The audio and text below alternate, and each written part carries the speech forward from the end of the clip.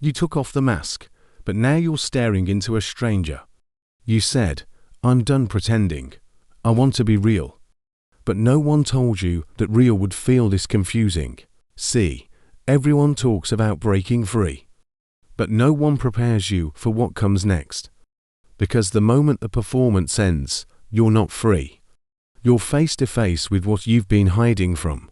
This is the part no one wants to look at, the anger you suppress to be nice, the sadness you laugh over to avoid seeming too much, the fear you silence because strong people don't break. Psychology has a word for this: the shadow.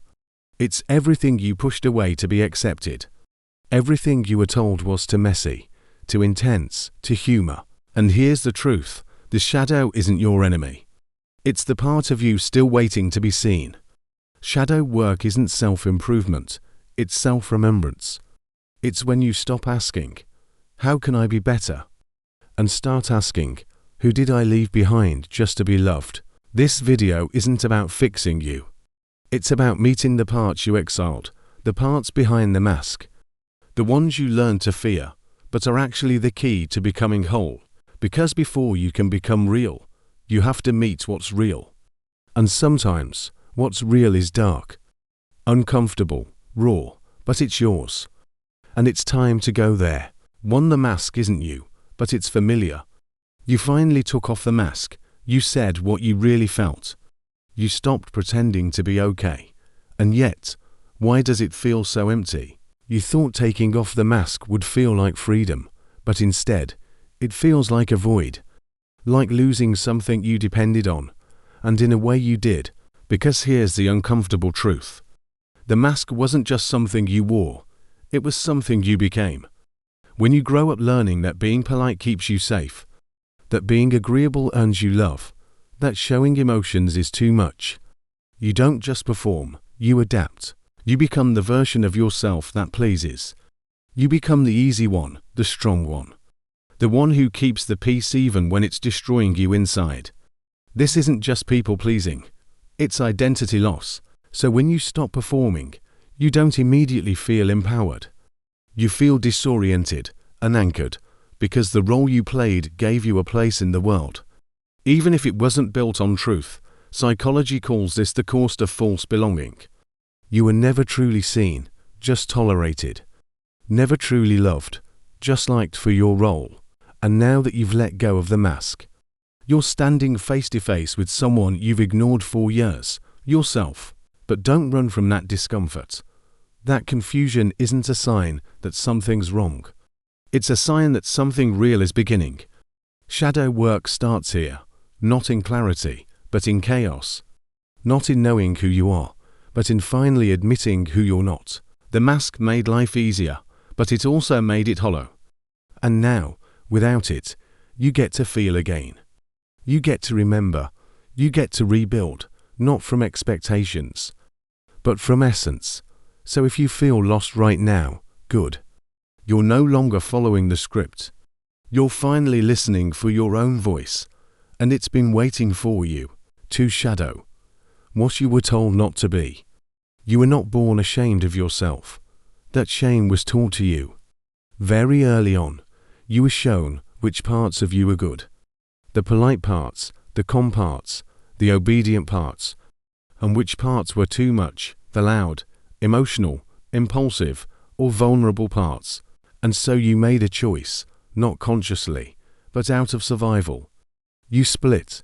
You built a version of yourself that would be easier to love. The part that kept the peace, the part that smiled when it didn't want to, the part that tried to be perfect, so no one would leave. That version became your persona, your socially acceptable self. The version that wins approval, avoids rejection, and fits in. But the rest of you, the anger, the fear, the insecurity, jealousy, sadness, and realness, they didn't disappear. They became your shadow. Carl Jung, the psychologist who gave us this language, said, "Everything that doesn't fit the persona becomes the shadow." That means, whatever parts of you didn't align with the image others wanted, you pushed them underground. You were told, be a good girl gives, so you learned to suppress your anger. Be strong gives so you learn to hide your fear. Be successful gives so you learn to deny your failure. Don't be too emotional gives so you learn to distrust your own feelings. And you carried that conditioning into adulthood. Now, you walk around with a mask that looks calm, likable, composed. But inside, you feel disconnected from yourself, empty, exhausted, like you're constantly performing. And no one sees who's actually behind the stage. This is not just about trauma. This is about adaptation. You didn't become this version of yourself because you're fake.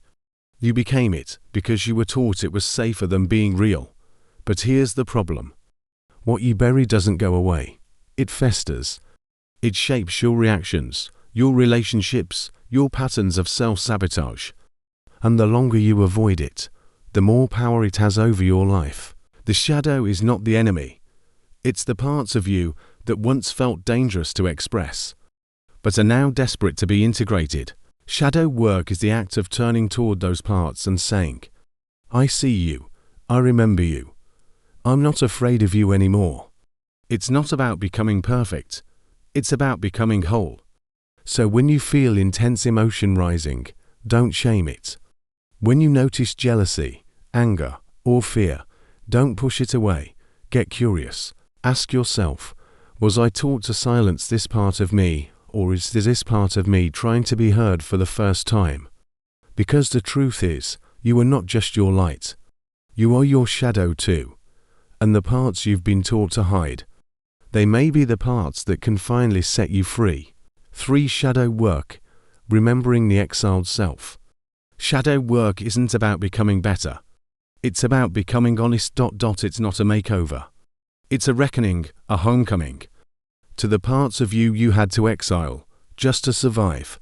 Because at some point, very early on, you were taught, not directly, but deeply, that being loved meant being likable. That being safe meant being agreeable. That being accepted meant being edited.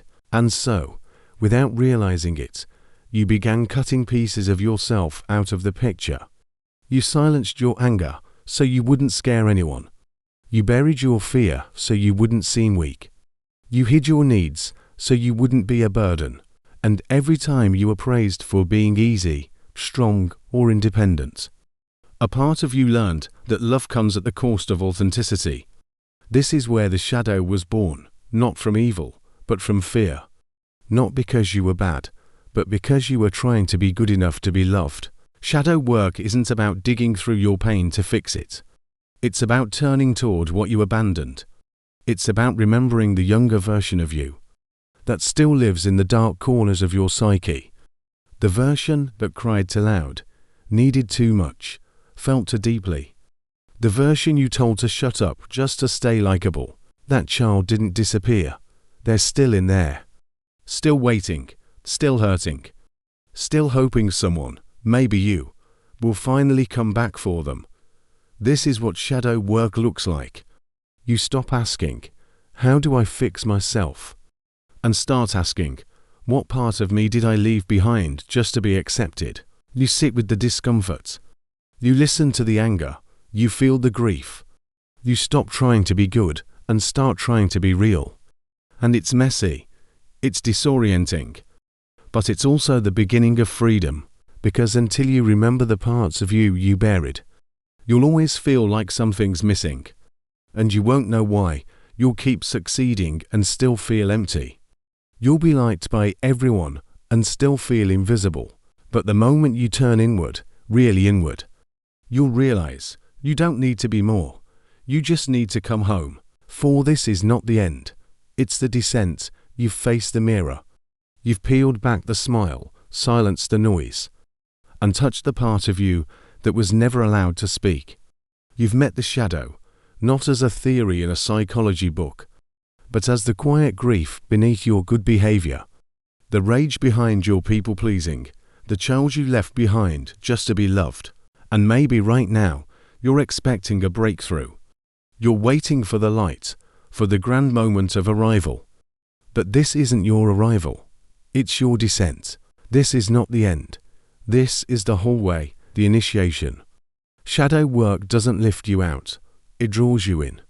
Into the questions you've avoided. Who am I without the performance? What part of me have I abandoned just to be accepted? If I stop being what they want, will there be anything left? This is the sacred unraveling, where you don't lose yourself. You finally start to see what was buried underneath. The descent is not a fall. It's a return. Not to perfection, but to truth. You'll lose some of the roles. You'll outgrow the masks. You'll grieve the identity that once kept you safe, but in that grieving, you'll find something far more powerful than approval. You'll find yourself. And yes, it's scary, because the mask made life easier.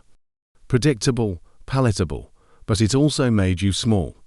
And this descent is the first honest step toward becoming whole again. So if you feel like you're falling apart right now, good, you are, and it's sacred, because nothing real can emerge until what's false begins to collapse. So breathe. You are not broken. You are breaking open. And that's what healing really feels like at first. In the next chapter, we won't just meet the shadow. We'll let go of the mask entirely and ask the question most people spend their whole lives avoiding. If the persona dies, what's left of me? Thank you for looking.